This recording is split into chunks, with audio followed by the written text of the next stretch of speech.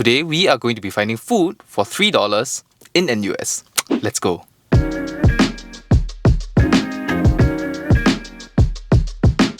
Hey there to all my fellow Brook College students here in Singapore. My name is Daryl and my friends call me Dargo. This video is actually a collaboration with the campus services here in NUS. And my goal today would be to show you guys affordable food places on the main campus so we can utilize the money saved to buy the dip. Not financial advice, by the way. Do stay to the end too, because there are some giveaway details that I want to share. Okay, if I'm being honest, a lot of the food here in NUS is pretty affordable already. This includes the food at Techno Edge, The Deck, and Frontier. I'll be showing you guys some of my favorite stalls, but I'll also show places outside of these canteens that you might not know about. Okay, so we're headed to Frontier, which is actually the science canteen. So Frontier is actually split into two spots, and one side is actually the air-conditioned area, but the non-air-conditioned area is where we get the really affordable food. So yeah, we're gonna be meeting Nicole over there. Oh my gosh, is it the Nicole Bernadette? God, hello. Oh, I love this. This is so sneaky sushi. Pro tip for anyone that's ordering food at Western, make sure to buy your food on the left side first. The left queue is where you line up to order, but you don't pay it. Then once you've ordered, you come to this longer queue where you basically queue up for the food and payment. Yeah, it's a bit confusing, but it is what it is. So we have food from 3 stalls right now. This is wanton mee from the Chinese noodle store. I actually got this recommendation from Xing and Xing Wei behind the camera right now. They highly recommend this Chinese noodles for its affordability and its taste. There's also this fish and chips from the Western stall. The portion size is pretty huge. It is $4, but I'm gonna make an exception to the $3 rule because the portion is humongous. And lastly, we have standard, chicken rice for $3. Nicole, have you had any experience eating at Frontier before? I think I've eaten here like once or twice, but I usually go for chicken rice just because it's always a safe. And just a pro tip, if you're coming here for lunch, I think you might want to try to avoid the lunch hours, or at least try to come before the lunch hours start, because it took us a long time to get all of this food. Let's start with the chicken rice first. I'm not expecting this to be too different, but I do want to say that the portion size for the chicken rice in Frontier is larger than that of the chicken rice at Deck. Perhaps a little bit more value for money. Very generous, juicy meat slices. Yeah, I do want to say that the chili is a bit spicier. There's a bit more kick to it, and it's not as sweet as the one at Deck. Chicken is a bit juicier. The chili is spicier. Not much else to say lah. Chicken rice for $3. Let's move on to the Western food. I would say that the batter to fish ratio is quite big. There's a lot of batter, and the fish itself is it's quite substantial. Come give it a try. The batter has that slight saltiness to it. It's a very light tasting saltiness, so it doesn't feel too oily. I totally agree that the fish and chips is not oily. I think one of my fears when it comes to eating anything fried is when it leaves you feeling very greasy. This is fine. I would say that value for money wise, this for $4, it is worth it. And now we have the piece de resistance of Frontier. According to Xing and Xing Wei, 250 Chinese noodles. We got the wanton mee. From what I can see right now, it looks really promising. I'm going to give the very standard description for wanton mee, and that is the egg noodles are springy. And I'm not kidding, the texture it's pretty much what you would expect from a top tier wanton mee stall. Let me try the chili. There's a hint of garlic taste in the chili, right? It's the shallots. That's the one. Okay, that's the one. The char siu itself isn't too tender because there's not a lot of fat on it, so the meat is going to be a bit more firm. I will say that this is really good value for money. For $2.50, you're getting the soup with the 3 wontons and the noodles and all the char siu and all these vegetables. Where can you find $2 plus food these days? But of course, the Western is great as well. Big portion for just $4, and chicken rice is chicken rice. Yeah, we're gonna go eat and see you guys at Techno Edge later. Chicken? What do you feel about the rising prices of chicken in Singapore? I guess what he wanted to say was no comment.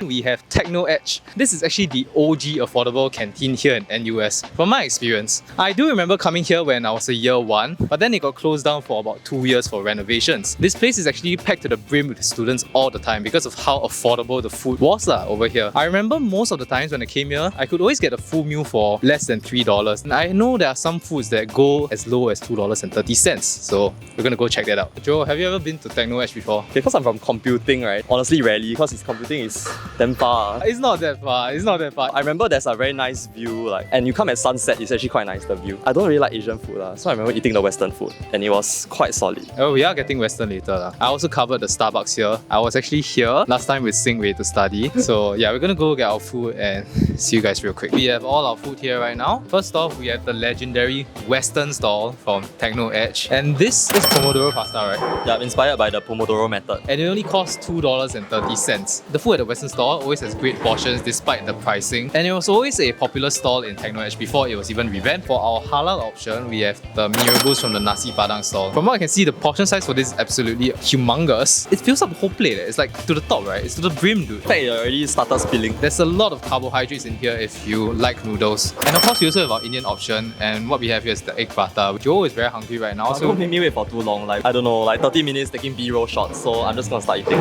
Okay, the benchmark is pasta mania. Thoughts?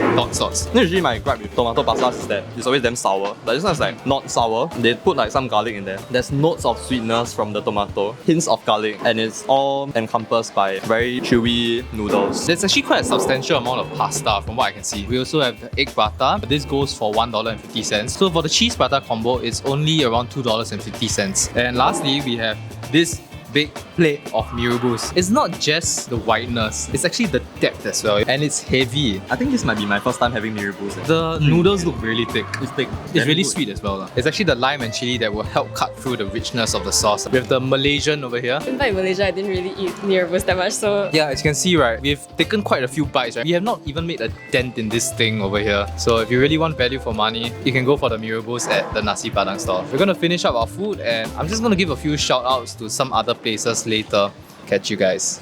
We have the deck, which is the arts canteen. There are a few popular stalls like the Mala stall and the Yong Tau Fu stall that are covered already in other videos. So I'm just going to show you some of my favorites. Staple foods, guys. Staple foods. We are back with our food. This one over here, this is one of my favorites. This is the chicken rice at the deck under the Roasted Delight stall. This is actually Sinki chicken rice, and it usually packs one of the longest queues in the deck itself. And I believe there's a Sinki chicken rice at TechnoEdge as well. I've always liked eating this chicken rice because to me it's always simple and good. And despite the long queues, right, it's actually really fast. Yeah, Uncle works fast, man. He picks up everything and chop chop. At the very most, you'll wait for like 5 minutes, but that's about it. And over here, we have Thai Fun from the vegetarian stall in the deck itself. It's one of the most affordable options by far. One meat, one Thai, and rice, and it's just $2.70. Okay, let's get into the chicken rice first. We got Thai meat this time round, and it looks pretty promising because there's quite a layer of fat, which makes it look really tender. Compared to the previous time, I think we got breast, so it looked slightly sadder. I was just telling Daryl, like, this looks so much better. It used to be a bit cheaper, but because of the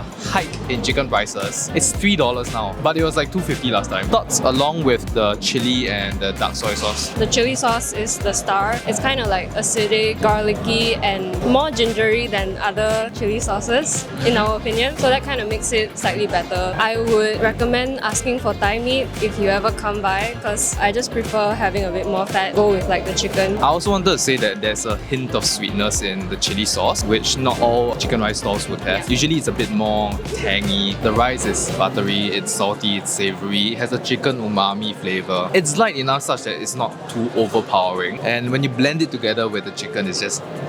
And this is why Sinki chicken rice is my favorite at the deck. Portion size, I wouldn't say it's massive. It's a decent meal. Okay, moving on, we have the vegetarian stall. I actually think this is a decent portion size for $2.70. Like, the rice does taste a bit different. They mix some brown rice in it. Maybe that's why, but it's not like a lot of brown rice. It's a hint of different textures in there, basically. Yeah, there's like the earthiness from the brown rice, but like, yeah, starchiness from white rice. Does it taste like pork leg? Texture-wise, no. Flavor-wise, reminds me of braised peanuts and braised tofu, anything braised. So it's like a kway chap but mushroom. Oh yeah, it's an interesting texture. It's like if you compress many layers of tau pork together. I think Thai, this is just your typical water spinach, Chinese water spinach. Hint of MSG taste, that's about it. I would say it's not so salty also, which is good. Like I know a lot of places make it super salty. Okay, so that's it for the deck. Catch y'all later. Psych! There's still one more canteen. So in the midst of creating this video, the terrace in Com 3 actually just reopened. And you know, NUS was like, hey, let's go and film that too. The terrace is particularly special to me because it's on my home turf that is computing. And for the terrace, I have a very special guest today. Business school alumnus and someone that insists on calling it the Biz Canteen. Ciao ciao. Hello, it is me. And I was so annoyed when you said that it's on your home ground computing because Biz Canteen had always been in Biz 2. Does Biz 2 even still exist? It still exists, but it's officially the Com Canteen now because because it's in Com 3, okay? I won't expect a graduate like you to know, right? Because, you know, it just reopened and whatnot, right? But I want to say that I actually haven't graduated too long ago. It's been about 2 years. But in 2 years, they apparently have built a new building lah. Yeah, they have. You're gonna show me around today. Let's go to the Biz Canteen! Woo, let's go. Oh no! It's so so different. I want to say that now it actually looks like a conducive space for students to do work at. I would still do my work in the biz canteen, right? And it would be those McDonald tables, and it was old and rusty, and it would be warm because it wasn't as spacious as this. They didn't have the giant fans, and they had very low ceilings, so everything always felt very claustrophobic. But now it's like open space, conducive, Windy. ventilation. Oh, it's so nice. I'm excited to go in. Yeah, let's check it out. So now we have our food ready in front of us. So we got the fried rice set with soup. This goes for $2.50. Tomato ban mian. This goes for $2.70. As well as the cai fan that goes for $3. What a steal, right? If you're comparing to prices outside of school, it's definitely a lot more affordable. Portion size wise, the fried rice, for $2.50 you do get what you pay It's for. a full plate of rice. The cai fan has a lot of variety of dishes, right? Even in the soup, you have lotus root, there's some cabbage and egg. So that itself, I would consider a dish. And then you get a full bowl of rice. So this is something that would probably last me the whole day until dinner. It's not humongous, but it looks enough for a decent and tight meal. What's a tight meal? Something that can satiate you. Something that's enough to satiate Is you. this some Gen Z lingo? No, it's not Gen Z lingo. I'm only 9 months younger than you, Chow. Okay.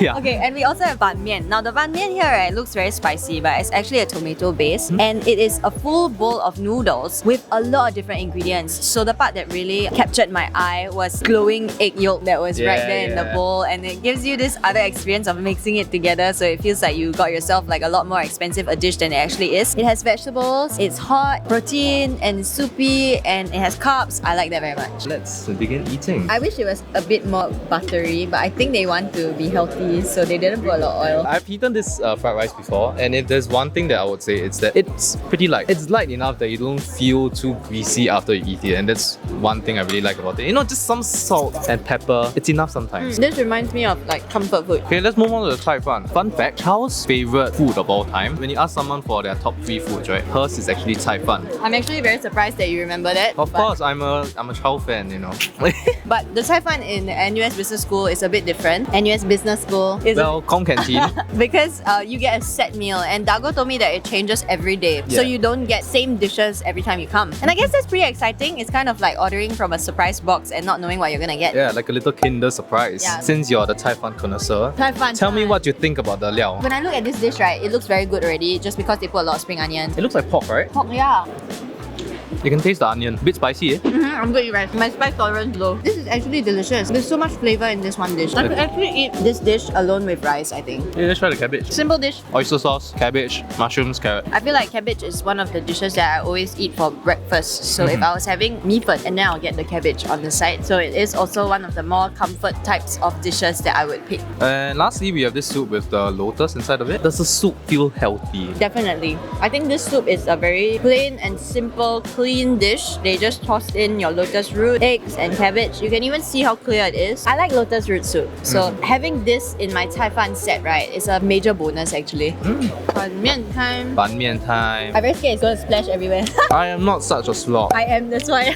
Oh, okay. You are the slob. I will splash everywhere. I must concede that there are a lot of ingredients in here. There's your ikan bilis, there's your mincemeat, you also have xiao bai cai. There's actually an egg yolk inside, like Chow mentioned just now, that we mixed into the soup. I guess you could say it gives a bit more of that eggy, yolky flavor. A bit of extra protein as well. So this is a tomato soup base. Apparently it gets sold out really quickly at 12 o'clock. See what I mean? You slob. Lucky I didn't wear white today. This ban mian is $2.50, which is quite affordable, and considering the amount of things that you get within one bowl of soup and the flavor of the tomato soup base along with the egg yolk and all the ingredients, I think it is definitely going to be like quite a popular choice, and that's why it gets sold out. So if you want to try it, make sure you get it fast. And yeah, that's it for the terrace. So that's about it for affordable food spots here in NUS. There are other places that I haven't covered, such as Central Square in YIH, as well as numerous cafes around the area which serve food that's affordable relative to cafe prices. With that, let's get into the giveaway. In collaboration with NUS Campus Services, we are giving away one Apple Watch Series 7 on their Instagram page. So do follow them on Instagram and watch out for their giveaway posts. If you guys want to see hidden spots here in NUS, click here. And if you guys want to see what a typical day in my life is like in NUS as a student, click here. That's it for the video. Catch you on the next one. Peace. Affordable food. Oh no, I'm like